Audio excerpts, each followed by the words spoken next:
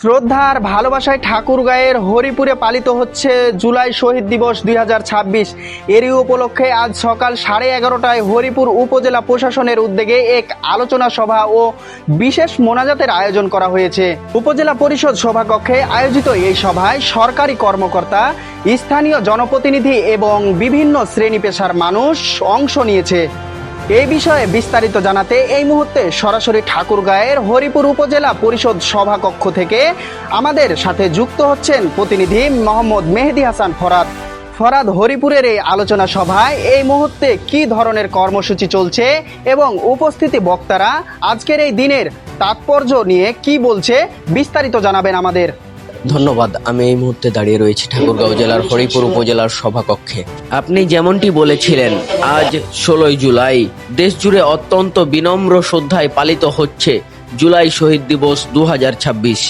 এরই অংশ হিসাবে হরিপুর উপজেলা প্রশাসনের উদ্যোগে আজ সকাল 11:30টা থেকে একটি বিশেষ আলোচনা সভা ও মোনাজাত অনুষ্ঠান শুরু হয়েছে।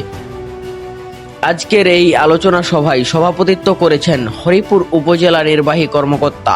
এছাড়াও উপস্থিত আছেন উপজেলার বিভিন্ন সরকারি দপ্তরের কর্মকর্তা, বীর মুক্তিযোদ্ধা, স্থানীয় গণ্যমান্য ব্যক্তিবর্গ এবং গণমাধ্যম কর্মীরা। এই আন্দোলনে আমাদের রংপুর বিভাগ উত্তরবঙ্গ একটা বিশেষ ভূমিকা পালন করেছিল। আপনারা জানবেন যে গত 2024 সালের 16 জুলাই আমাদের এখানে এই যে প্রতীক হিসেবে যাকে আমরা মানি, শহীদ আবু সাইদ, তিনি ওইদিনই মারা গেছিলেন পুলিশের গুলিতে।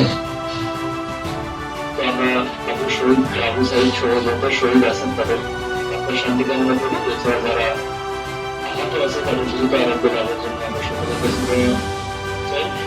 বক্তারা তাদের বক্তব্যে জুলাই বিপ্লবে শহীদদের আত্মত্যাগের কথা অত্যন্ত শ্রদ্ধার সাথে স্মরণ করেছেন।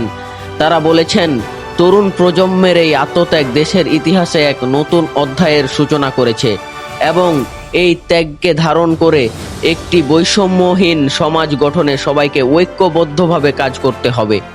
আজকের এই সভার মূল লক্ষ্য হচ্ছে শহীদদের স্মৃতির প্রতি গভীর শ্রদ্ধা জানানো এবং তাদের আত্মার মাগফিরাত কামনা করা।